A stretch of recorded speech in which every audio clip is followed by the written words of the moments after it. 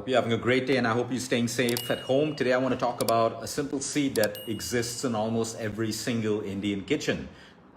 We use this in our cooking, but we could be using it more, especially because of the health benefits that it has when it comes to our digestion, when it comes to acidity, when it comes to indigestion, when it comes to our hair, our skin, and everything else. I'm talking about carom seeds, also known as ajwain.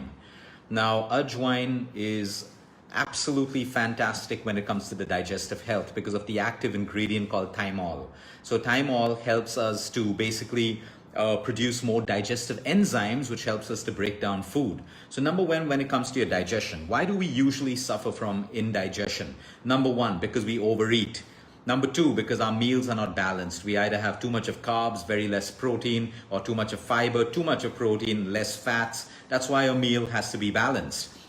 So when we put a burden on the digestive system, your digestive system has to work in overdrive to break down the food that you're eating. Or it could be too spicy.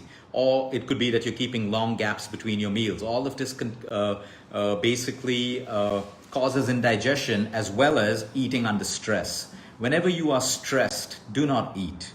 Okay, your body is not designed to break down and digest food when you're stressed. So calm down, take a couple of deep breaths, keep all your distractions away, and then eat your meal peacefully. You will find that your digestion improves. So when it comes to ajwain, and that's why it's an Indian tradition to chew on ajwain seeds post your meal. We can cook them, we can roast them, but post a meal, a little bit of jeera, a little bit of fennel, which is soft, and a little bit of ajwain is great to stimulate your digestive system. Number two, acidity. If you have a lot of acidity, number one, popping antacids isn't going to solve your problem long term. In fact, you're going to be left with a new problem of low stomach acid, which creates a lot of other health problems and bacterial infections in the body as well. So number one is ajwain can really help with acidity. You can chew on it or you can boil ajwain seeds, make a little concoction out of that and sip it warm. That can help with your digestion and your acidity, but remember you still need to address the root cause of your indigestion and acidity by changing your lifestyle. When women are going through pregnancy, sometimes they have a lot of nausea, they have a lot of morning sickness, they have a lot of indigestion. Again, ajwain can really help. Same way, take a teaspoon, boil it in about 3 cups of water, reduce it to half and sip on this slowly through the day. When it comes to worms, a lot of us have parasites and worms inside our intestines.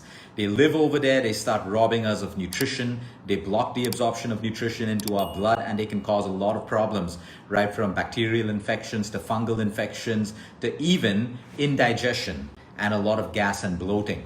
So ajwain has been used for the longest time, and it is now also approved by the Ayush Ministry of Health in our own country, recognized as something that can help us to naturally deworm. Of course, if your doctor puts you on a deworming tablet, listen to your doctor. But when you're looking at nature, mixing a little bit of ajwain, okay, with jaggery, this needs to be done in between your meals or on an empty stomach.